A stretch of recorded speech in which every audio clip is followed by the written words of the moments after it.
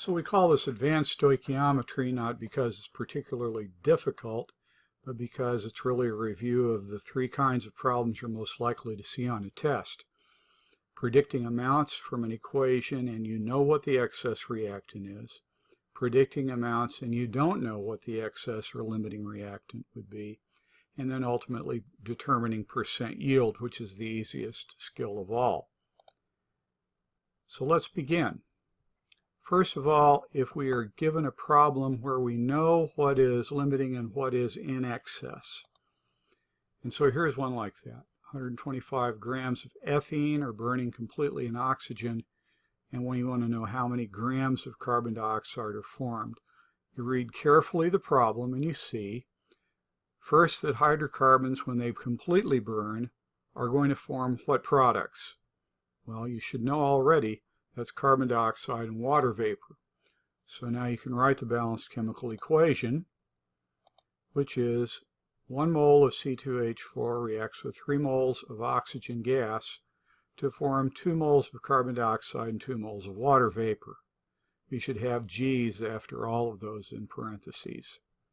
Therefore, the molar ratio of ethene to carbon dioxide is 0.50, 1/2. So here's our problem again. And we must remember always to go through the mole hole. Everything has to be done, all the stoichiometry is done with reactants and products in moles. So we know that the grams of carbon dioxide then ultimately, we start off with the grams of ethene, that's our limiting reactant, and then now we go in the mole hole. We divide by 28 grams per mole of ethene. Now in the mole hole, the balanced equation told us that for every mole of C2H4 we get 2 moles of carbon dioxide. So we multiply by the ratio 2 moles of carbon dioxide to 1 mole of ethene. We've gotten rid of grams of ethene here and moles of ethene here, and now we got moles of carbon dioxide. To get now out of the mole hole, we have to multiply by 44.0 grams of carbon dioxide for a mole of carbon dioxide. And when we do these calculations, we end up with 392.8 grams of carbon dioxide. Now, does this make sense? Well, if you look carefully at it, it really does, because there's a bit less than 5 moles of ethene to start with. So we're going to produce a little less than 10 moles of carbon dioxide. 10 moles of carbon dioxide is 440 grams, and so 392.8 grams makes sense. Now we've used 2 sig digs here and here, but we could also go all the way out to 3 or 4 digits if we use the right numbers on the periodic table. The next type of problem is the excess reactant problems. This unfortunately gives a lot of students trouble, even though it's not all that difficult. If you see burns or reacts completely, what you're seeing is that the amount of reactant is limiting the amount of product. If you see reacts with excess, that means that the one not in excess, the Y reactant, is what's limiting the amount of product. So these are kind of like the problem we just did. But in these cases, you see only one reactant has an amount stated. Therefore, the other one must be in excess. Here's our limiting reactant problem. If the reaction between calcium phosphate and sulfuric acid, giving calcium sulfate and phosphoric acid, is carried out with 103 grams of calcium phosphate and 75 of sulfuric acid, how much phosphoric acid, here's that product, will be produced? All limiting reactant problems are going to give you the amounts of both reactants. Your first job is to find out which one of those is the limiting reactant. After that, you'll use that number to get the answer. So here's our problem again. We have to note the mole relationship in the balanced equation.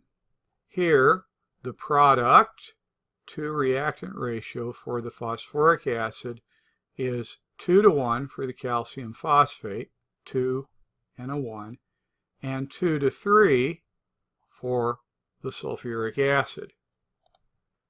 Now we want to determine the molar mass of the reactants. That's critical.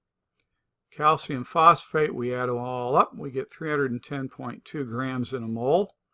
And the sulfuric acid, you may have already memorized that, is 98.08 grams in a mole. Once we've done that, now we can find out how many moles of each we have. We go into the mole hole with both of the reactants. The moles of calcium phosphate, we divide the 103 grams by the 310.2 grams per mole for the compound, we get 0.332 moles. For the sulfuric acid, as you can see, we have less than a mole there as well. 75 over 98 gives us 0.765 moles of sulfuric acid. The equation up here tells us that the ratio of the acid to the phosphate should be 3 to 1. But 3 times the 0.332 moles of calcium phosphate, in other words, to react all the calcium phosphate, we need 3 times the number of moles of calcium phosphate. That's 0.996 moles. We don't have 0.996 moles of sulfuric acid.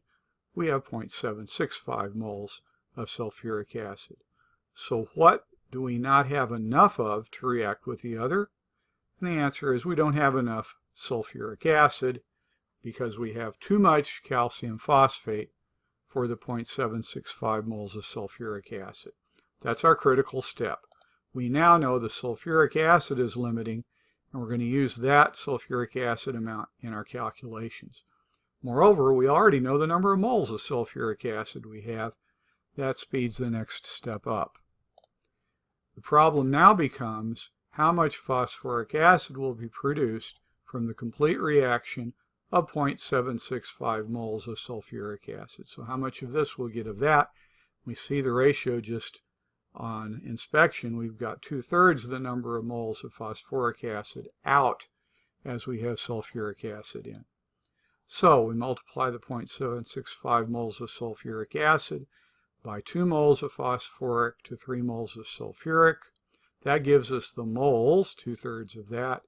Then to get out of the mole hole, we multiply by 97.9 grams of phosphoric acid per mole of that acid, and the mass that comes out is 49.9 grams.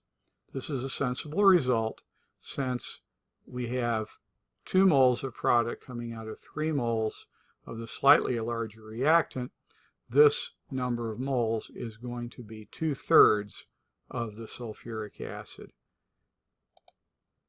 Now, if you can do both of the previous types, and I encourage you to find some practice problems, the percent yield problem is an easy thing. You first determine what the amount of product ought to be, that's the theoretical yield. Then you compare it with what the problem says you actually got. So if you find that the theoretical yield using the prior technique is 22.65 grams, but you only got 20.43 grams, what's the percent yield? Well, I think you can figure that out with 7th grade math. Theoretical 2265, experimental 20.43. The percent yield is this number, 20.43 grams, divided by that number, multiplied by 100 for the percent, and the answer is 90.2%. Now practically, the percent yield should always be below 100%. If that's not the case, you probably still have some water in your product. You need to go back and dry it out some more. Here's another problem which I will leave you with that is already solved for you. 4 grams of water produces 0.671 grams of hydrochloric acid or hydrogen fluoride. What is the percent yield?